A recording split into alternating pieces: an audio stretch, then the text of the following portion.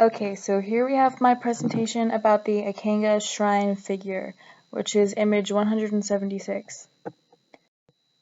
Okay, so these are 3 different images of Ikenga.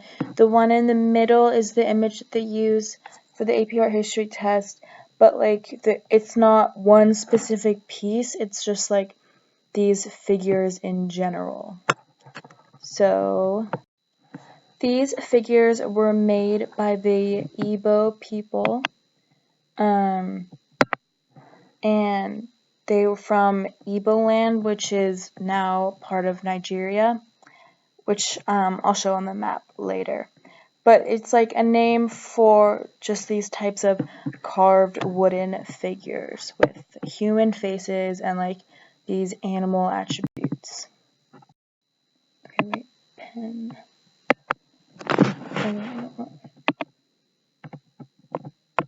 Okay, so form, obviously they are wooden figurines.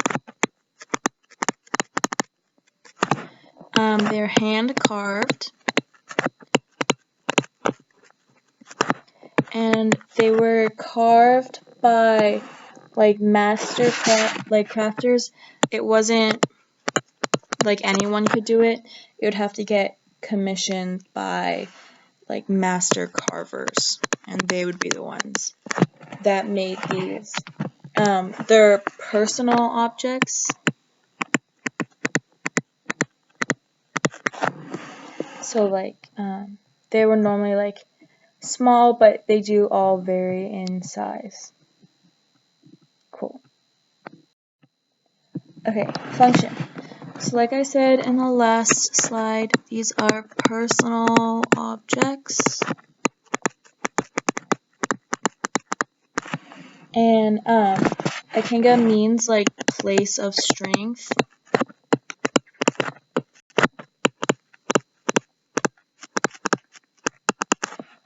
In their language. And they were meant to show like the achievements of the owner of the figure. So like this could be the spirit or like abilities of the person, and each was like individual. So like if they were like a famous hunter, then like it would be about that, or farmer. That was another example. So it was meant to show like the power of the owner and like the strength of the owner. And it was male, it wasn't like female. So it's about like male power.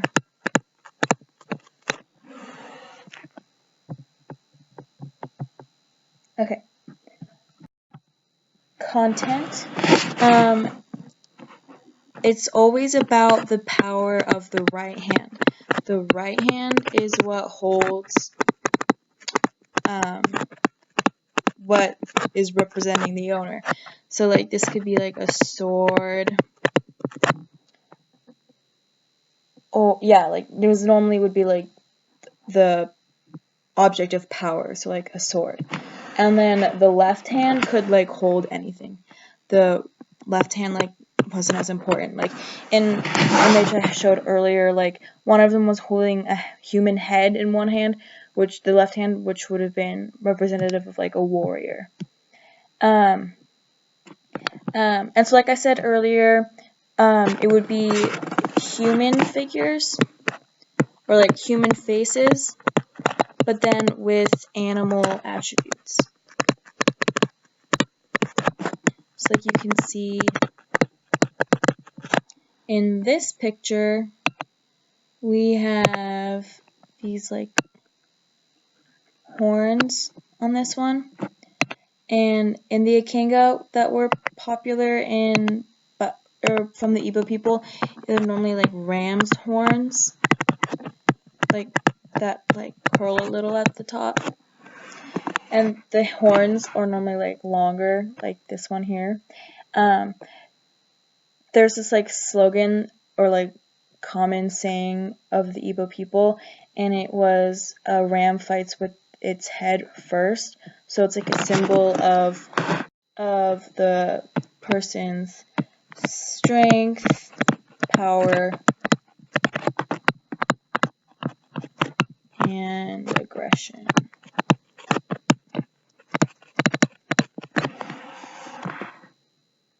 And like a lot of this, maybe not so much this one, but some of them would have scarification. And a scarification was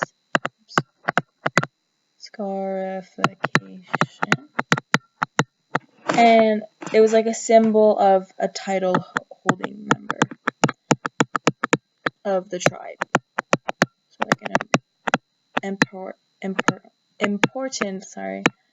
member of the tribe.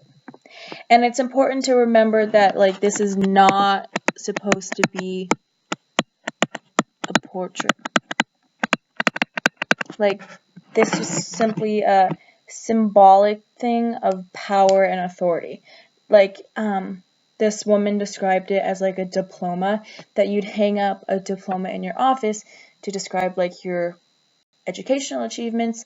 This figure would be a symbol of the owner's achievements in their job for the tribe. Okay, lastly we have context. So this is showing a picture of Igbo land, which actually has a G in it, even though you don't pronounce it. It's modern day Nigeria.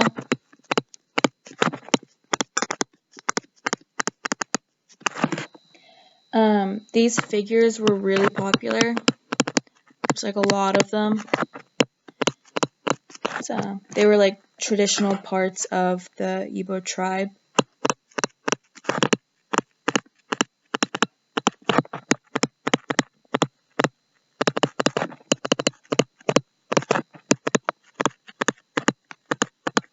Like it's a common concept in the African art that we're studying of the more significance in the